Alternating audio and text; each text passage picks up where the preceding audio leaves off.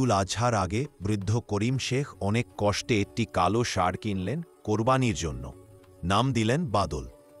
গভীর রাতে যখন করিম শেখ ফজরের নামাজের জন্য প্রস্তুতি নিচ্ছিলেন, তখন সুযোগ বুঝে চোরেরা উঠোন থেকে বাদলকে চুরি করে নিয়ে গেল।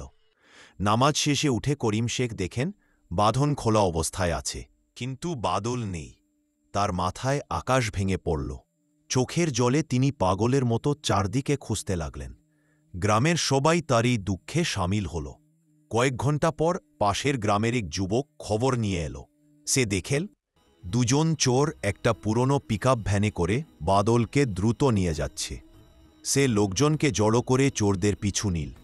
দ্রুতগতিতে পালাতে গিয়ে চোরদের পিকআপের চাকা ফেটে গেল।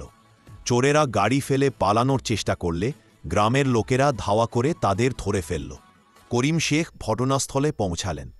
প্রিয় বাদলকে ফিরে পেয়ে তার চোখ ভরে এলো জলে। তিনি চোরদের ক্ষমা করে দিলেন না বটে, তবে তিনি আল্লাহর কাছে শুকরিয়া আদায় করলেন। গ্রামের লোকেরা চোরদের পুলিশের হাতে তুলে দিল।